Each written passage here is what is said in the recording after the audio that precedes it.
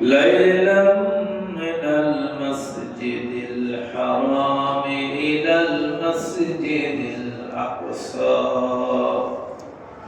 الذي باركنا حوله لنريه من آياتنا إنه هو السميع البصير.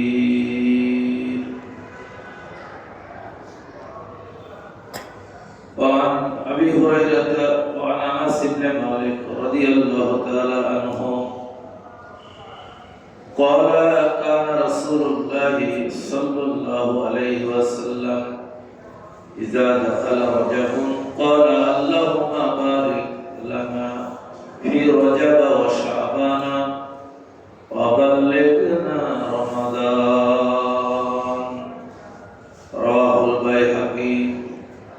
وقال تعالى في شان رسوله إن الله وملائكته يصلون على النبي يا أيها الذين آمنوا صلوا عليه وسلموا تسليما.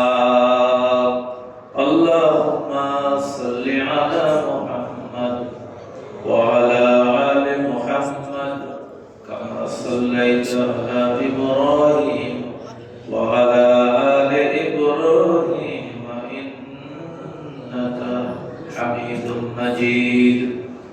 اللهم بارك على محمد وعلى آل محمد كما باركت على إبراهيم وعلى آل إبراهيم إنك حميد مجيد. সম্মানিত সমাগত, একান্ত প্রিয় আপনজনেরা, মুসলিম উম্মাহর সাপ্তাহিক সম্মেলন জুমার জামাতে উপস্থিত মুসল্লিবৃন্দ সকলকে সালাম জানাচ্ছি। আসসালামু আলাইকুম ওয়া রাহমাতুল্লাহি ওয়া বারাকাতুহু। ওয়া আলাইকুম আসসালাম ওয়া রাহমাতুল্লাহ। মহান আল্লাহ রাব্বুল আলামিনের দরবারে লাখ কোটি শুকরিয়া, যিনি দয়া করে মেহেরবানি করে আল্লাহ রাব্বুল আলামিনের একটি ফরজ হুকুম জুমার নামাজ আদায় করার উদ্দেশ্যে আল্লাহর ঘর মসজিদে আসার তৌফিক দিয়েছেন। এজন্য সবাই সিজদা অবনত হয়ে এসে আল্লাহর দরবারে শুকরিয়া আদায় করি। আলহামদুলিল্লাহ, আলহামদুলিল্লাহ। দুরূদ ও সালাম পেশ করছি বিশ্বনবী মুহাম্মদ রাসূলুল্লাহ সাল্লাল্লাহু আলাইহি ওয়াসাল্লামের উপরে শহীদের কবুলিয়াত আত্মার মাগফিরাত কামনা করি আমি জুমা পূর্ব আলোচনা শুরু করছি। সম্মানিত হাজিরিন, আমরা রজব মাসে প্রবেশ করেছি। এই রজব মাস চারটা সম্মানিত মাসের মধ্যে অন্যতম একটা মাস।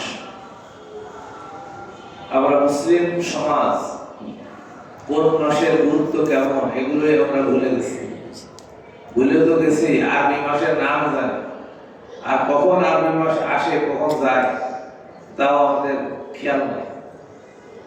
অথচ কোরআনুল কারীমে আল্লাহ রাব্বুল আলামিন সূরা আত-তাওবা 36 নম্বর আয়াতে বলেছেন, ইন্না ইদ্দাতাশ শুহুরি ইনদাল্লাহি 12 শাহরান ফি কিতাবিল্লাহ। আল্লাহর কিতাবে পৃথিবী সৃষ্টির সময় থেকে 12টা মাস দিয়ে আল্লাহ রাব্বুল আলামিন এই দুনিয়াটা তৈরি করেছেন। যে 12টা মাস আছে, 12 শাহরান ফি কিতাবিল্লাহ, যেটা আল্লাহর কিতাবে লেখা। ইয়াওমা খালাকাস সামাওয়াতি ওয়াল আরদ, যেদিন আল্লাহ রাব্বুল আলামিন আসমান তৈরি করেছেন, জমিন তৈরি করেছেন, ওই দিন থেকে এই 12টা মাস গণনা হয়ে আসছে। আল্লাহ রাব্বুল আলামিন বললেন এর মধ্যে মিনহা আরবাআতুল হুরুম, এই 12টার মধ্যে 4টা মাস হচ্ছে সম্মানিত, 4টা মাস সম্মানিত মাস, মর্যাদাপূর্ণ মাস। এই যে 4টা মাস আল্লাহ তাআলা বললেন যে 4টা মাস সম্মানিত, কিন্তু কোরআনে আল্লাহ তাআলা কথা বলে দিলেন না আসলে কোন 4টা মাস সম্মানিত। এই 4টা মাস যে সম্মানিত, কোন 4টা এটা বর্ণনা করেছেন রাসূলুল্লাহ সাল্লাল্লাহু আলাইহি ওয়াসাল্লাম, কারণ তিনি ছিলেন এই কোরআনের ব্যাখ্যাটা, তিনি এই কোরআনের ব্যাখ্যা দিয়েছেন। আবু বকর রাদিয়াল্লাহু তাআলা আনহু হাদিস বর্ণনা করেছেন, ইন্না যামানা কাদ ইস্তিদারা কা হায়াতিন ইয়াওমা খালাকাল্লাহু আস-সামাওয়াতি ওয়াল আরদ। আসমান জমিন সৃষ্টির পর থেকেই আল্লাহ রাব্বুল আলামিন সানাতা 10 শাহরা 12 শাহরা, একটা বছর গণনা হয় 12টা মাসের মাধ্যমে, 12টা মাসের মাধ্যমে একটা বছর কি হয় গণনা করা হয়। আল্লাহ রাব্বুল আলামিন বললেন, এর মধ্যে রাসূল বললেন, মিনহা আরবাআতু হুরুম, 4টা মাস হচ্ছে সম্মানিত, সালাসাতু মুতাবাইয়াতু, 3টা মাস হচ্ছে পরপর, 3টা মাস পরপর 3টা মাস হচ্ছে সম্মানিত, যুলকাদা, যুলহজ্জা এবং মুহররম।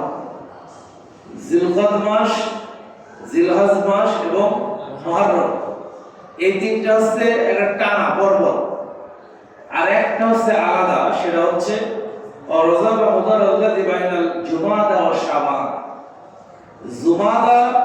জুমাদাউল উলা এবং শাবান, এই মাসের মাঝের যে মাসটা, সেই মাসটা নাম হলো রজব। এই মাসটা হচ্ছে সমান, তাহলে 3টা পরপর, জিলকাদ এবং জিলহজ, এটা এই কারণে সম্মানিত। এই 2টা মাস হজের মাস, এই 2টা মাস কিসের মাস? হজের মাস। আর হজের যাত্রা শুরু হয় জিলকাদ মাসে। রাসূলুল্লাহ সাল্লাল্লাহু আলাইহি ওয়াসাল্লাম বিদায় হজ করেছেন, তিনি এই জিলকাদ মাসে হজের যাত্রা শুরু করলেন এবং 9 জিলহজ তিনি আরাফাতে খুতবা দিলেন, হজ পালন করলেন। 13 জিলহজ পর্যন্ত তিনি আরাফাতে খুতবা দেওয়ার পরে আরো 3 রাত তিনি অবস্থান করলেন মিনাতে, এবং 13 জিলহজ তিনি মিনা থেকে কাবায় ফিরে আসলেন, মক্কায় ফিরে আসলেন। এরপরে বিদায়ী তাওয়াফ করে তিনি মদিনায় চলে আসলেন। যাত্রা শুরু করলেন কোন মাসে? জিলকাদ মাসে, আর হজ করলেন জিলহজ মাসে। অর্থাৎ এই 2টা মাস হজের কারণে আল্লাহ তাআলা সম্মানিত করেছেন। আর এর পরে হচ্ছে মুহররম মাস। মুহররম মাস হচ্ছে শাহরুল্লাহ বলা হয় হাদিসের মধ্যে। এই মুহররম হচ্ছে আল্লাহর মাস, কারণ মুহররম মাসে অনেক ঘটনা সংঘটিত হয়েছে পৃথিবীতে, এবং আরো অনেক ঘটনা সংঘটিত হবে এই মুহররম মাসে। এজন্য মুহররম মাসটা হচ্ছে সম্মানিত। আরেকটা মাস আল্লাহ তাআলা সম্মানিত করেছেন, সেটা হচ্ছে রজব মাস। আল্লাহ রাসূল বলেছেন, বাইহাকির হাদিস, ইযা দাখালা রজব, যখন রজব মাসে প্রবেশ করতেন রাসূলুল্লাহ সাল্লাল্লাহু আলাইহি ওয়াসাল্লাম, ফাকালা, তিনি বলতেন, আল্লাহুম্মা বারিক লানা ফি রজব ওয়া শাবান ওয়া বাল্লিগনা রমাদান। আল্লাহ তুমি রজবে আমাদেরকে বরকত দান করো, শাবানে বরকত দান করো, এবং আমার হায়াত রমজান পর্যন্ত আল্লাহ তুমি পৌঁছে দিও। সুবহানাল্লাহ। অর্থাৎ এই রজব মাসে আমরা এখন অবস্থান করছি। এই মাসের আরেকটা বড় ঘটনা আছে, যদিও এটা নিয়ে ঐতিহাসিকদের মধ্যে মতভেদ আছে, যে রাসূলুল্লাহ সাল্লাল্লাহু আলাইহি ওয়াসাল্লামের মেরাজ যে কোন মাসে হয়েছে। সবচেয়ে বেশি বর্ণনা যেটা আছে সেটা হচ্ছে রজব মাসের 27 তারিখে আল্লাহ রাব্বুল আলামিন আল্লাহ রাসূলকে মেরাজ করিয়েছিলেন। কোন মাসে? এই রজব মাসে। এই কারণে এই রজব মাসটা আমাদের জন্য সম্মানিত। এই রজব মাস আসলেই যে দোয়াটা আল্লাহ রাসূল করেছেন, আমাদেরও সেই দোয়াটা করার দরকার আছে না? আল্লাহুম্মা বারিক লানা ফি রজব ওয়া শাবান রমাদান। খুব সহজ কথা। আল্লাহুম্মা বারিক লানা ফি রজবা ওয়া শাবান। আল্লাহুম্মা, হে আল্লাহ, বারিক লানা, আমাদের জন্য তুমি বরকত দাও। আমাদের জন্য কি দাও? বরকত দাও। ফি রজবা ওয়া শাবান, রজব মাসে এবং শাবান মাসে আমাদের জন্য আল্লাহ তুমি বরকত দাও। ও বাল্লিগনা, পৌঁছে দাও আমাদেরকে, বাল্লিগনা রমাদান, এবং আমাদের হায়াতকে তুমি রমজান পর্যন্ত পৌঁছে দাও। এই দোয়াটা আমাদের বেশি বেশি করা দরকার। এটা বাইহাকি, তাবরানী বর্ণনা করেছেন, মুসনাদ আহমদ এই হাদিসটা বর্ণনা করেছেন। যদিও কোনো মুহাদ্দিস বলেছেন হাদিসটার সনদ হচ্ছে যঈফ, তবে যঈফ হাদিসের উপরেও আমল করা যায়, যেহেতু এটার সাথে শিরকের কোনো সম্পর্ক নাই, আছে নাকি? কাজে এটার উপর আমরা আমল করতে পারি। এই দোয়াটা আমাদের বেশি বেশি করা দরকার। সম্মানিত হাজিরিন, এই মাসে আল্লাহ রাব্বুল আলামিন তার রাসূলকে মেরাজ করালেন। এই মেরাজের প্রেক্ষাপটটা ছিল রাসূলুল্লাহ সাল্লাল্লাহু আলাইহি সাল্লাম যখন দ্বীনে হকের দাওয়াত দিলেন মক্কা নগরীতে, কোরআনের দাওয়াত যখন তিনি পৌঁছাতে লাগলেন, তার উপরে অত্যাচার নির্যাতন শুরু হলো। 3 বছর আল্লাহর নবী শিয়াবে আবু তালেবে জেল খাটলেন, তার পরিবার পরিজন সহ। 3 বছর পরে তিনি মুক্তি পেলেন। নবুয়তের 13 বছরে, অর্থাৎ হিজরতের আগ দিয়ে আল্লাহর নবী বড় একটা বিপদের সম্মুখীন হলেন, যে বছরকে বলা হয় আমুল হিজর, অর্থাৎ কষ্টের বছর।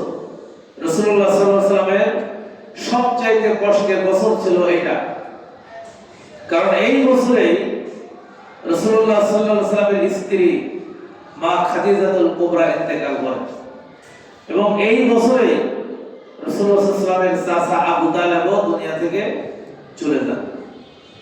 এই দুইজন লোক আল্লাহ রাসূলকে ছায়ার মতো এই পৃথিবীতে সবসময় আগলে রাখতেন। মা খাদিজা তার সব সম্পদ রাসূলুল্লাহ সাল্লাল্লাহু আলাইহি ওয়াসাল্লামের কদম মুবারকে উৎসর্গ করে দিয়েছিলেন। আর সমস্ত ষড়যন্ত্রের হাত থেকে, কাফেরদের হাত থেকে মুক্ত করার জন্য রাসূলুল্লাহ সাল্লাল্লাহু আলাইহি ওয়াসাল্লামের চাচা আবু তালেব ছায়ার মতো আল্লাহ রাসূলকে পাহারা দিতেন। যার কারণে চাচা আবু তালেব বেঁচে থাকার আগ পর্যন্ত এবং খাদিজাতুল কুবরা বেঁচে থাকার আগ পর্যন্ত আল্লাহর নবীর গায়ে কেউ নখের আঁচড় দেওয়ার সাহস পায় না। বিরোধিতা করেছে ইসলামের, কোরআনের বিরোধিতা করেছে, কিন্তু আল্লাহ নবীকে আঘাত করার মতো সাহস কিন্তু তারা করে না।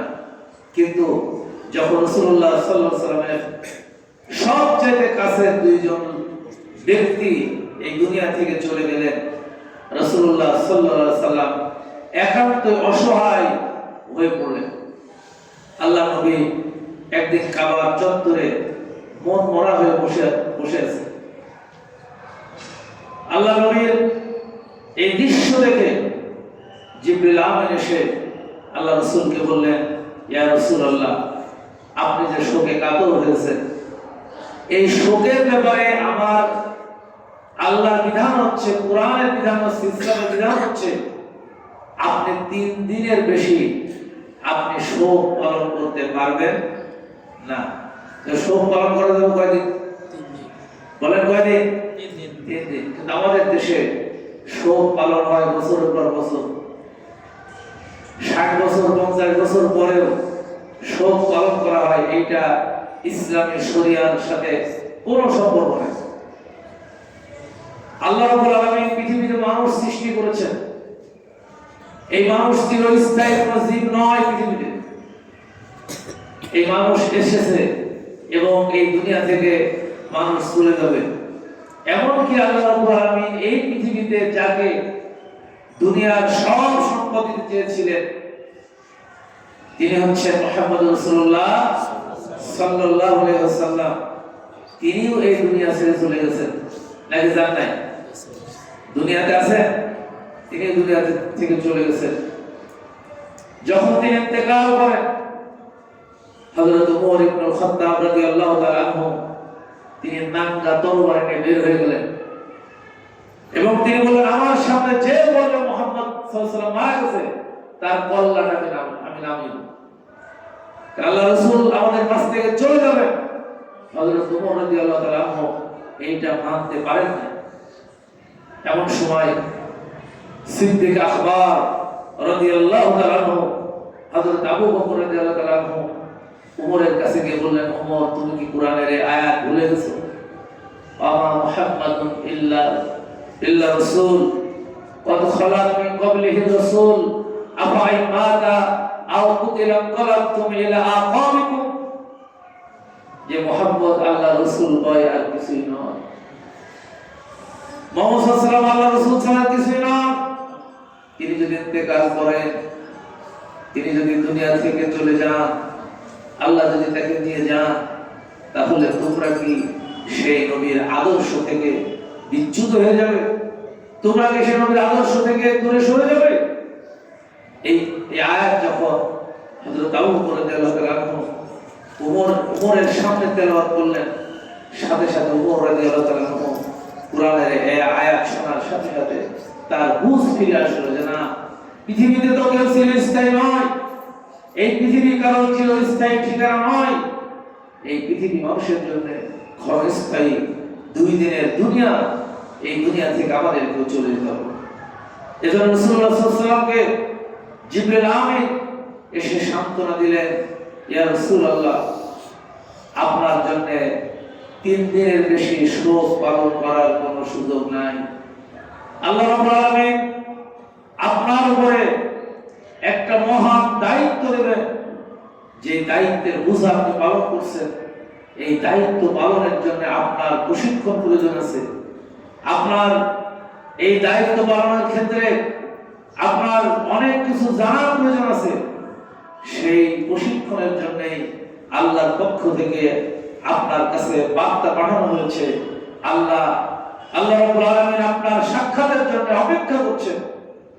আল্লাহর সাথে সাক্ষাৎ করার জন্য আপনাকে যেতে হবে। আল্লাহর পক্ষ থেকে বাহন পাঠানো হয়েছে। সুবহান। এজন্য আল্লাহ রাব্বুল আলামিন কোরআনুল কারীমে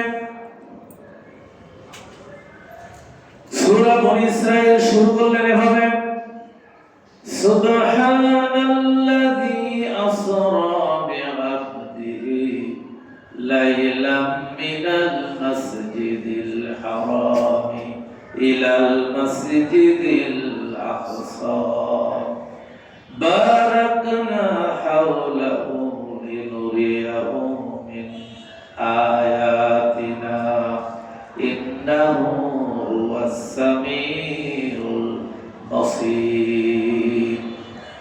সকল প্রকার দুর্বলতা অক্ষমতা থেকে মুক্ত তিনি,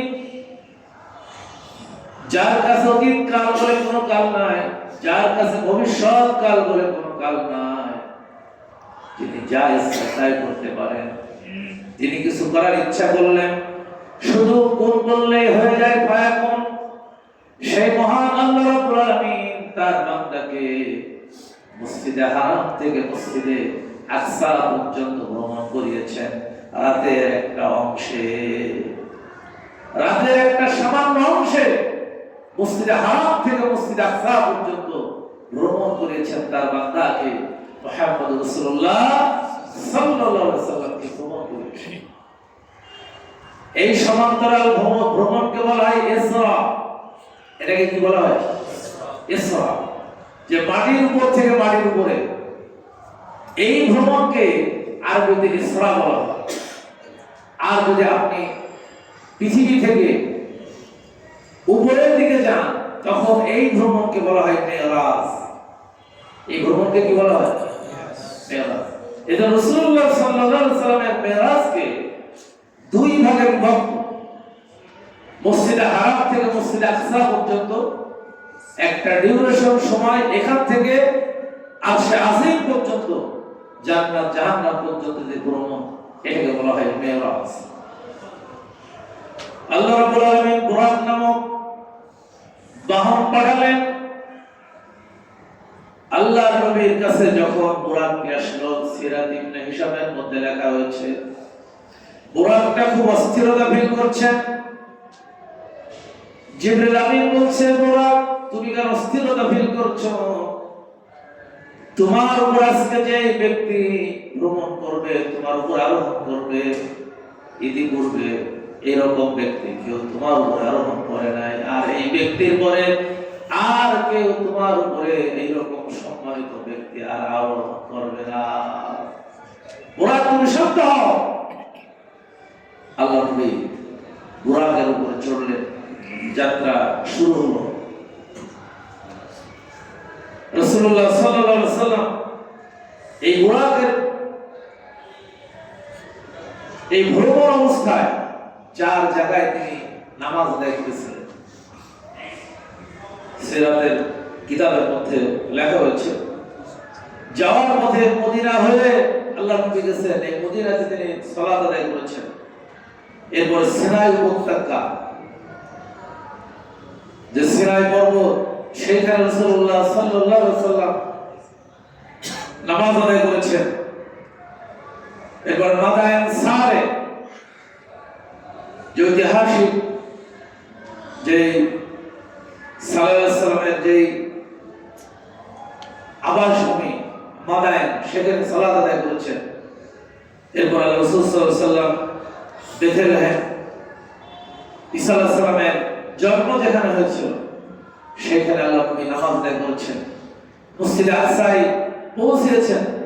পৌঁছানোর পর আল্লাহ নবী বুরাককে ওই মসজিদে আকসার সাথে থাকা একটা পাথরের সাথে বুরাককে বেঁধে দিয়েছে। এখন প্রশ্ন হলো, বুরাক পাঠিয়েছেন আল্লাহ, আবার এই বুরাককে আল্লাহ রাসূল কেন বেঁধে রাখলেন? প্রয়োজন কি? এখান থেকে আমাদের জন্য শিক্ষা আছে। কারণ বুরাকটা ছিল চতুষ্পদ জন্তু, আর চতুষ্পদ জন্তুর বৈশিষ্ট্য হচ্ছে সে যদি ছাড়া পায় তাহলে সে অন্য কোথাও চলে যেতে পারে। এজন্য তাকে বেঁধে রাখতে হবে। আল্লাহ নবী সেই শিক্ষা দিলেন, বুরাকটা বেঁধে রাখলেন, 2 রাকাত নামাজ আদায় করলেন বাইতুল আকসায়। এরপরে শুরু হলো মেরাজ। কুরআনুল কারীমের মধ্যে আল্লাহ রাব্বুল আলামিন বলেছেন সিদরাতুল মুনতাহা পর্যন্ত। এখান থেকে যার পাশে আছে জান্নাত, জান্নাতুল মাওয়া, এই সিদরাতুল মুনতাহা পর্যন্ত রাসূলুল্লাহ সাল্লাল্লাহু আলাইহি ওয়াসাল্লাম এই বুরাকের উপরে চড়ে, এই বুরাককে বাহন হিসেবে নিয়ে তিনি গেছেন সিদরাতুল মুনতাহা পর্যন্ত। আল্লাহ রাব্বুল আলামিন এই ব্যাপারে সূরা নজমের 12 নম্বর আয়াত থেকে বর্ণনা করেছেন, ওয়ালা কাদ রাআহু নাযলাতান উখরা ইনদা সিদরাতিল মুনতাহা ইনদাহা জান্নাতুল মাওয়া। আল্লাহু আকবার। আল্লাহ তাআলা বলছেন কোরআনুল কারীমের মধ্যে ইতিপূর্বে তাকে আরেকবার দেখেছিলেন এবং আবার সেখানে দেখা হয়েছে সিদরাতুল মুনতাহা। আর এই সিদরাতুল মুনতাহা এমন জায়গায়, তার পাশেই রয়েছে জান্নাতুল মাওয়া। সেই জায়গা পর্যন্ত এই বুরাক নামক বাহনের পিঠে উঠে রাসূলুল্লাহ সাল্লাল্লাহু আলাইহি ওয়াসাল্লাম গিয়েছেন। বলা হয় যে সিদরাতুল মুনতাহার পরে জিবরিল আমিন বললেন যে আমি আর যেতে পারবো না। আসলে এই বর্ণনাটা সঠিক নয়, কারণ সহিহ বুখারী মুসলিমের বর্ণনা, আল্লাহ রাসূল সাল্লাল্লাহু আলাইহি ওয়াসাল্লামের একা রেখে জিবরিল আমিন 1 সেকেন্ডও আল্লাহ রাসূলকে ছেড়ে যান না। সর্বাবস্থায় আল্লাহ রাসূলের সাথে জিবরিল আমিন ছিলেন। তবে এই বুরাক নামক যে যানবাহন, এই সিদরাতুল মুনতাহা থেকে আরশে আজিম পর্যন্ত ভ্রমণ করার মতো এই শক্তি বুরাক নামক এই যানবাহনের ছিল না। এজন্য আরেকটা যানবাহন পাঠানো হলো এবং জান্নাত থেকে জান্নাতি পোশাক পাঠানো হলো রাসূলুল্লাহ সাল্লাল্লাহু আলাইহি ওয়াসাল্লামের জন্য। সুবহান। কারণ 7টা আসমান পাড়ি দেবেন, এক একটা আসমানের দূরত্ব কত আলোক বর্ষ, এবং প্রত্যেকটা এই দূরত্বে আল্লাহর নূরের তাজাল্লি দিয়ে পরিপূর্ণ। দুনিয়ার সাধারণ পোশাকে ওই জায়গায় যাওয়ার কোনো সুযোগ নাই, এক বিন্দু সুযোগ নাই। কারণ আল্লাহ নূর যদি কারোর শরীরে পড়ে তাহলে ওই শরীর ঝলসে যাবে, ওই শরীর আর টিকে থাকতে পারবে না আল্লাহ নূরের তাজাল্লি। কুরআন তার একটা স্বীকৃত। হযরত মুসা আলাইহিস সালাম তিনি বলেছিলেন, যখন আল্লাহ তাআলা মুসার সাথে কথা বলতেন, মুসা আলাইহিস সালামের সাথে কথা বলতেন, আল্লাহর কথা শুনে মুসা আলাইহিস সালাম এত বিমোহিত হয়ে যেত, এত আবেগপ্রবণ হয়ে যেত যে আল্লাহর কথা এত সুন্দর, আল্লাহ দেখতে না জানি কত সুন্দর। তিনি বললেন, আল্লাহ আমি আপনাকে দেখতে চাই। আল্লাহ তাআলা বললেন, লান তারানি, আমাকে কখনো তুমি দেখতে পাবে না। এটা সুযোগ নাই। কিন্তু মুসা আলাইহিস সালাম একটু জেদি নবী ছিলেন। তিনি বললেন, আল্লাহ আমি আপনাকে দেখেই ছাড়বো, আমার সাথে দেখা দিতেই হবে। আল্লাহ রাব্বুল আলামিন বললেন, মুসা আমাকে যদি সত্যি তুমি দেখতে চাও তাহলে তুমি ওই দূর পাহাড়ে যাও। সময় নির্ধারণ হয়ে গেল, দিনক্ষণ হয়ে গেল। আল্লাহ রাব্বুল আলামিন তাফসীরের মধ্যে লেখা আছে, তাফসীরে তাবারি, তাফসীর ইবনে কাসির, ওই পাহাড়ে যত জন্তু ছিল, ওই পাহাড়ে যত পশু পাখি ছিল, যত জীব ছিল, রব্বুল আলামিন ফেরেশতাদের মাধ্যমে সমস্ত জীবগুলি ওখান থেকে সরিয়ে দিলেন। কারণ আল্লাহর নূরের তাজাল্লিতে একটা প্রাণী পর্যন্ত বেঁচে থাকার কোনো সুযোগ নাই। আল্লাহ রাব্বুল আলামিন বলছেন, আমার কুন্না আনিল খালকি গাফিলিন, আমি আমার সৃষ্টি জগৎ সম্পর্কে মনোযোগী নয়। আল্লাহ তাআলা চিন্তা করলেন, আমার নূরের তাজাল্লি ওই তুর পাহাড়ে যদি পড়ে তাহলে ওই তুর পাহাড়ে যত পশু পাখি আছে, জীবিত জীব আছে, সব জীবগুলো মারা যাবে। এজন্য প্রত্যেকটা জীবকে আল্লাহ রাব্বুল আলামিন আপন কুদরতে ফেরেশতাদের মাধ্যমে সরিয়ে দিলেন। এরপর মুসা আলাইহিস সালাম যখন সেখানে গেল, কুরআনুল কারীমের মধ্যে সূরা আল-আরাফের 143 নম্বর আয়াত আল্লাহ তাআলা বর্ণনা করেছেন, ফালাম্মা তাজাল্লা রাব্বুহু লিল জাবালি জাআলাহু দাক্কা ওয়া খাররা মূসা সাগীকা। ফালাম্মা তাজাল্লা রাব্বুহু লিল জাবালি, যখন আল্লাহ রাব্বুল আলামিন তার নূরের তাজাল্লি ওই পাহাড়ে নিক্ষেপ করলেন, জাআলাহু দাক্কা ওয়া খাররা মূসা সাগীকা, মুহূর্তের মধ্যে পাহাড়টা জ্বলে পুড়ে ছারখার হয়ে গেল। আর মুসা আলাইহিস সালাম বেহুশ হয়ে পড়ে গেলেন। মুসা আলাইহিস সালাম পড়ে যেত, আল্লাহ রাব্বুল আলামিন তার কুদরত দিয়ে মুসা আলাইহিস সালামকে রক্ষা করেছেন। তা না বলে মুসা আলাইহিস সালাম বেঁচে থাকার কথা নাই। তাফসীরের মধ্যে লেখা হয়েছে, এই যে নূরের তাজাল্লি আল্লাহ রাব্বুল আলামিন নিক্ষেপ করেছেন, এই তাজাল্লি তাফসীরের মধ্যে লেখা হচ্ছে একটা হাতের যে ছোট আঙ্গুলটা, এই আঙ্গুল পরিমাণ নূরের পর্দা অবমুক্ত করা হয়েছিল। সেই নূরের তাজাল্লিতে ওই দূর পাহাড়টা পুড়ে ছারখার হয়ে যায়। মুসা আলাইহিস সালাম বেহুশ হয়ে পড়ে গেলেন। ফালাম্মা আফাকা ক্বালা সুবহানাকা তুবতু ইলাইকা ওয়া আনা আউয়ালুল মুসলিমিন। আল্লাহু আকবার। এটা হচ্ছে নবীদের বৈশিষ্ট্য। যখন তিনি তার ভুল বুঝতে পারলেন, যখন জ্ঞান ফিরে আসলো, মুসা আলাইহিস সালাম বেহুশ হয়ে গেলেন। যখনই জ্ঞান ফিরে আসলো, সাথে সাথে বলল, আল্লাহ আমি ভুল করে ফেলেছি, আমি ভুল করে ফেলেছি। আর আমি তোমার যে নিদর্শন দেখেছি, ও আনা আউয়ালুল মুসলিমিন, আর আমি হচ্ছে সর্বপ্রথম আত্মসমর্পণকারী আল্লাহ তোমার সমাজ। এই জন্য এই সিদরাতুল মুনতাহা থেকে আরশে আজিম পর্যন্ত ভ্রমণ করা যেই যানবাহন, এই স্বাভাবিক যানবাহন দিয়ে এটা সম্ভব নয়। এই জন্য আল্লাহ রাব্বুল আলামিন রফরফ নামক যানবাহন পাঠালেন এবং জান্নাত থেকে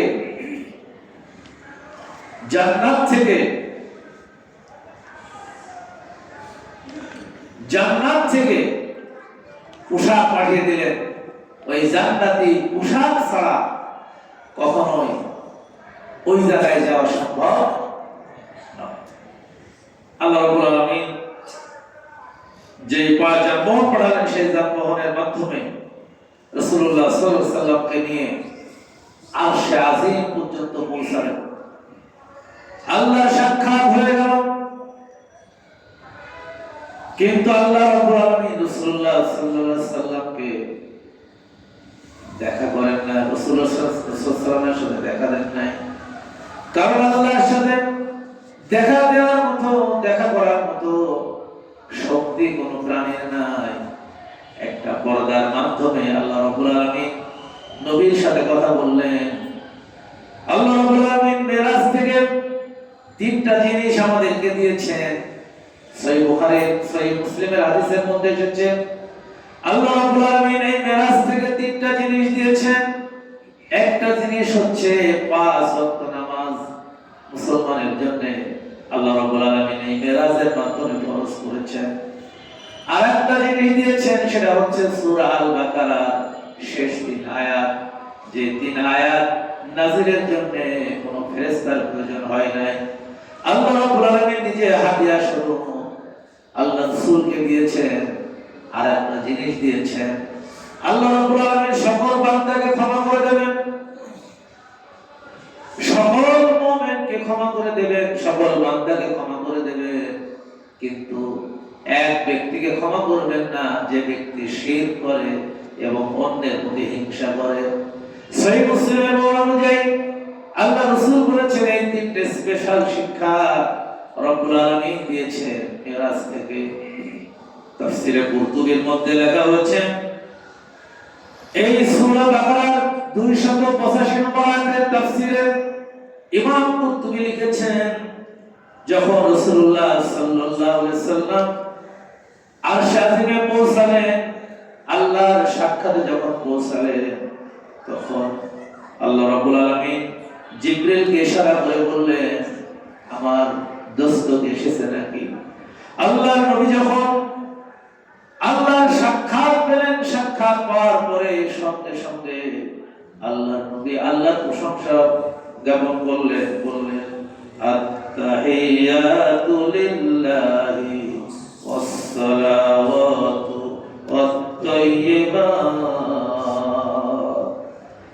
আমরা নামাজের মধ্যে তাশাহুদ পড়ি, মেরাজ থেকে আল্লাহ রাব্বুল আলামিন এটা দিলেন। তাফসীরে কুরতুবী, তাফসীর ইবনে কাসির লিখেছেন, আল্লাহর সাক্ষাৎ পাওয়ার সাথে সাথে রাসূলুল্লাহ সাল্লাল্লাহু আলাইহি ওয়াসাল্লাম আত-তাহিয়াত এই পর্যন্ত পড়লেন। এই পর্যন্ত পড়ার পরে আল্লাহ রাব্বুল আলামিন বললেন, আসসালামু আলাইকা আইয়ুহান নবী। আল্লাহু আকবার। আল্লাহ নিজে বললেন, হে নবী, তোমার প্রতি আমার পক্ষ থেকে সালাম, তোমার প্রতি আমার পক্ষ থেকে সালাম। আল্লাহ নবী যখন এই পর্যায়ে গেলেন, তার অনুভূতিটা কেমন ছিল একটুখানি চিন্তা করে দেখেন, যে স্বয়ং আল্লাহ তাআলা আল্লাহ রাসূলকে সালাম দিচ্ছে। আল্লাহ নবী তিনি শুধু নিজের জন্য সালাম নেন নাই, বললেন, রব্বুল আলামিন এটা কি আমার জন্য খাস নাকি? আল্লাহ রাব্বুল আলামিন জবাব দিয়ে দিলেন, না, এটা তোমার জন্য খাস নাই। ফাকালা আসসালামু আলাইনা ওয়া আলা ইবাদিল্লাহিস সালিহিন। ও আমার নবী, শুধু তোমার জন্য আমার পক্ষ থেকে সালাম না, যারা সালেহ বান্দা, আমার আনুগত্যশীল বান্দা, তোমার প্রতি উম্মত যারা, তাদের প্রতিও আমি আল্লাহর পক্ষ থেকে তাদের প্রতি আমি সালাম পৌঁছে দিলাম। সুবহান। তখন ফেরেশতারা এটা সাক্ষ্য দিল, আশহাদু আল্লা ইলাহা ইল্লাল্লাহ ওয়া আশহাদু আন্না মুহাম্মাদান আবদুহু ওয়া রাসূলুহু। সমস্ত ফেরেশতা মণ্ডলীরা এই সাক্ষ্যটা দিয়ে, এই প্রাথমিক সাক্ষাৎ আল্লাহর সাথে, যে নামাজের মধ্যে আমরা পড়ি তাশাহুদ, এই তাশাহুদটা আল্লাহ তাআলা দিয়ে দিলেন এই জায়গা থেকে। একান্ত করে দিনই ভাই, এই মেরাজ হচ্ছে আল্লাহ রাব্বুল আলামিনের সাথে বান্দার সালাতের মাধ্যমে এই মেরাজটা প্রতিষ্ঠিত হয়।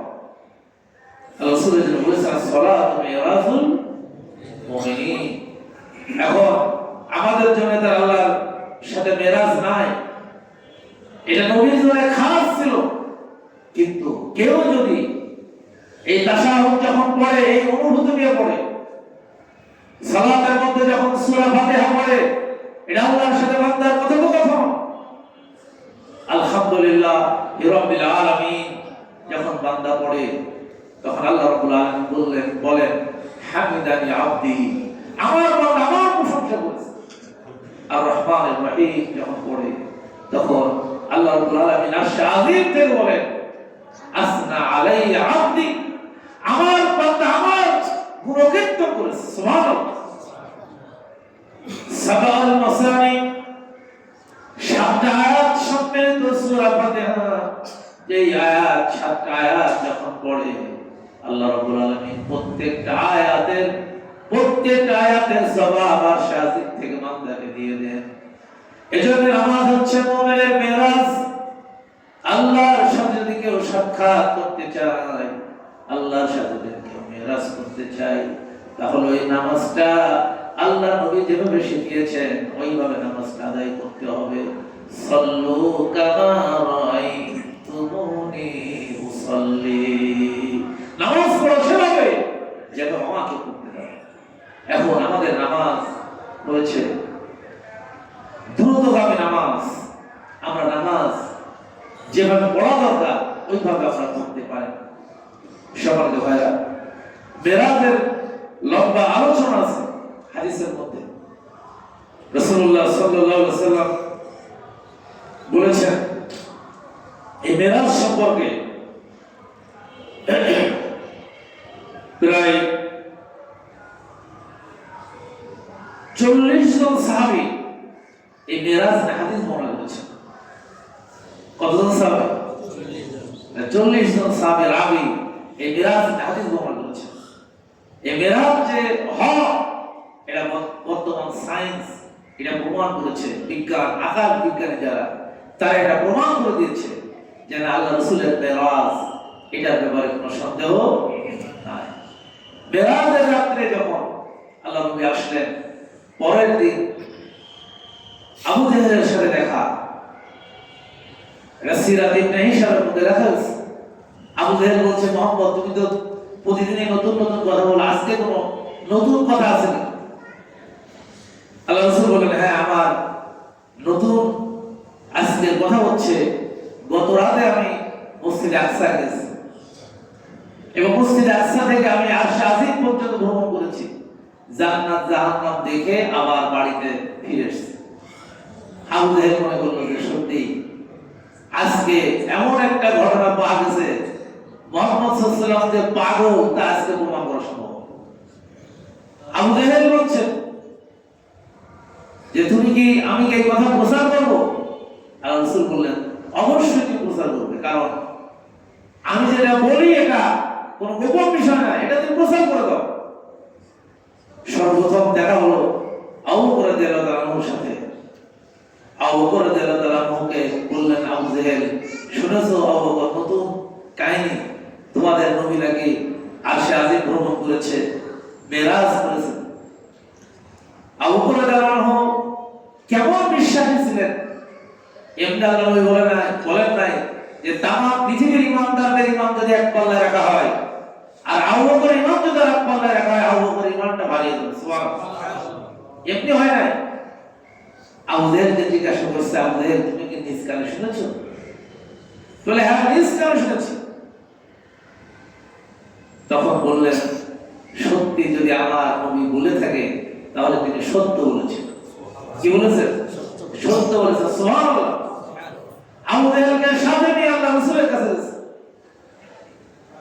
আল্লাহ রাসূলের কাছে গিয়ে বলছি, ইয়া রাসূলুল্লাহ বলেন তো দেখি, সিরাত ইবনে হিশামে এই কাহিনীটা লেখা আছে, বলেন তো দেখি ইয়া রাসূলুল্লাহ মসজিদে আকসায় তো গেছেন, মসজিদে আকসার দরজা কয়টা, জানালা কয়টা? আবু বকর রাদিয়াল্লাহু, এটা হচ্ছে ভ্রমণের শিক্ষা। কোথাও গেলে ওই এলাকা সম্পর্কে এটা জ্ঞান অর্জন করা, স্টাডি করা, এগুলো নোট রাখা, নিজের জেহেনের মধ্যে ঢোকানো। কারণ আবু বকর রাদিয়াল্লাহু আনহু বাইতুল আকসায় গেছেন এরা। আল্লাহ রাসূলকে বলছেন, ইয়া রাসূলুল্লাহ বলেন তো দরজা কয়টা, জানালা কয়টা? এখন আল্লাহ রাসূলকে দরজা জানালা বুঝে আসছে। আল্লাহ রাসূল বলছেন, আমি তো চিন্তায় পড়ে গেছি, আমি তো বুঝে আসি নাই কয়টা জানালা কয়টা দরজা। আবু জাহেলের সাথে রাসূলুল্লাহ সাল্লাল্লাহু আলাইহি ওয়াসাল্লাম যখন চিন্তিত হয়ে পড়লেন, তখন জিবরিল আমিন বাইতুল মাকদাসের ছবিটা আল্লাহ রাসূলের সামনে দেখিয়ে দিলেন। আল্লাহ রাসূল ঘুরে ঘুরে বললেন যে এই কয়টা জানালা, এই কয়টা দরজা। সুবহানাল্লাহ। যখন এই কথা বললেন, আবু বকর বললেন, না ইয়া রাসূলুল্লাহ, আপনি সত্য বলেছেন, আপনি সত্য বলেছেন। কারণ আমি বাইতুল আকসায় গেছি, আমি এই বাইতুল আকসার দরজা কয়টা, জানালা কয়টা, আমি আবু বকরের আমার মুখস্থ। সুবহানাল্লাহ। আবু জাহেল ফিরে চলে গেল। রাসূলুল্লাহ সাল্লাল্লাহু আলাইহি ওয়াসাল্লাম এটা সত্যতা প্রমাণ করার জন্য কুরাইশ নেতারা সব ইনশাআল্লাহ রাসূলের কাছে হাজির। আল্লাহ রাসূলের কাছে গিয়ে বললেন, মুহাম্মদ ইবনে আব্দুল্লাহ ইবনে আব্দুল মুত্তালিব, তুমি যে কথা বলছো যে রাতের আধারে একটা অংশে তুমি বাইতুল আকসায় গেছো, সেখান থেকে আরশে আজিম গেছো, তুমি যে গেছো এটার কোনো প্রমাণ তোমার কাছে আছে? আল্লাহ রাসূল বললেন, অমুক উপত্যকায় তোমরা লোক পাঠাও, সেখানে একটা কাফেলা আছে। আমি যখন ওইখান থেকে আসি, তখন ওই কাফেলার লোক সবাই ভীত সন্ত্রস্ত হয়ে যায়, বুরাকের আওয়াজে, পাখার ঝাপড়ে ওরা আতঙ্কিত হয়ে যায়। তুমি ওই উপত্যকায় লোক পাঠাও, দেখো এইটার সত্যতা খুঁজে পাও। আল্লাহ রাসূল বললেন, অমুক উপত্যকায় একটা কাফেলা তারা সফর করছিল, আমি প্রশান্ত ছিলাম, আমি ওই কাফেলার একটা মশক থেকে আমি পানি পান করেছিলাম, খোঁজ নিয়ে দেখো তো সেই মশকের পানি আছে কিনা। সাথে সাথে দ্রুতগামী ঘোড়ার উপরে সওয়ার করে এই মক্কার কুরাইশরা মুহাম্মদ সাল্লাল্লাহু আলাইহি ওয়াসাল্লামের এই ইসরা সম্পর্কে খবর দিতে পারলেন, এবং তারা এসে খবর পৌঁছালো আল্লাহ রাসূল এটা বলেছেন, সত্য বলেছেন। বলে সুবহানাল্লাহ। সবাই ভাইরা, আজকে আর সময় নাই, আগামী দিন আল্লাহ নবী মেরাজ থেকে আরো যে শিক্ষাগুলো আছে, তিনি কি কি দেখেছেন এবং কোন অপরাধের কোন শাস্তি আল্লাহ রাসূল দেখেছেন, এই বিষয়গুলো আলোচনা করব ইনশাআল্লাহ, যদি তৌফিক দেয়। এই মেরাজ থেকে আমাদের জন্য মৌলিক শিক্ষা হচ্ছে, আল্লাহ রাব্বুল আলামিন এই মেরাজ নিয়ে সূরা বনী ইসরাঈল নাযিল করেছেন, এবং বনী ইসরাঈলের 11টা শিক্ষা আমাদের জন্য দিয়েছেন। যে 11টা শিক্ষা আল্লাহ নবী মদিনায় ইসলামী রাষ্ট্র কায়েম করে ওই 11টা শিক্ষা মদিনায় তিনি কায়েম করেছিলেন। আর এই মেরাজটা ছিল আল্লাহ রাসূলের জন্য একটা প্রশিক্ষণ, যে পরবর্তীতে যেই রাষ্ট্র প্রতিষ্ঠিত হবে, ওই রাষ্ট্র প্রতিষ্ঠিত হলে ওই রাষ্ট্রের মানদণ্ড কি হবে, ওই রাষ্ট্র কোন বিধি দিয়ে পরিচালিত হবে, কোন রীতি পদ্ধতি আলোচনা পরিচালিত হবে, এইটা নিয়ে আল্লাহ রাব্বুল আলামিন 11টা মানদণ্ড দিয়েছেন এই সূরা বনী ইসরাঈলের মধ্যে, যেটা সব আল্লাহ রাব্বুল আলামিন এই মেরাজ থেকে আল্লাহ রাসূলকে দিয়েছেন। সেটা আগামীতে ইনশাআল্লাহ আমি আলোচনা করব, যদি তৌফিক দেন। আল্লাহ রাব্বুল আলামিন এই মেরাজ থেকে শিক্ষা গ্রহণ করে আমাদের জীবন অতিবাহিত করার তৌফিক দান করুন, আমিন। আর আরেকটা বিষয় বলি, মেরাজের ব্যাপারে আপনারা অনেকে প্রশ্ন করেন, এই মেরাজে কোনো রোজা আছে? সহিহ হাদিস কোন বর্ণনা নেই যে মিরাজের বা 27 তারিখ রোজা রাখতে হবে, এটার ব্যাপারে কোন হাদিসের বর্ণনা নাই। তাহলে মহানবর বর্ণনা রোজা রাখতে হবে কয়টা? ও পক্ষে 2টা। রাসূল একটা রেখেছিলেন, বছরের আগামী বছর বেঁচে থাকলে আমি 2টা রোজা রাখবো, কারণ ইহুদিরা একটা রোজা রাখতো। আমরা যদি একটা রোজা রাখি তাহলে ওইটা ইহুদিদের মতো হয়ে যায়, এই জন্য 2টা রোজা বিধান বলেছেন, শাবানের রোজার বিধান বলেছেন। এভাবে করে বিভিন্ন সময় বিভিন্ন রোজার কথা বর্ণনা করেছেন, কিন্তু মেরাজের যে 27 রজব রোজার ব্যাপারে কোন হাদিসের বর্ণনা নাই। আপনারা রাখলে রাখতেও পারেন, এটার ব্যাপারে কোনো বিধিবদ্ধ আইন নাই। আল্লাহ রাব্বুল আলামিন আমাদের সকলকে আমল করার তৌফিক দান করুন, আমিন। আসসালামু আলাইকুম ওয়া রাহমাতুল্লাহ।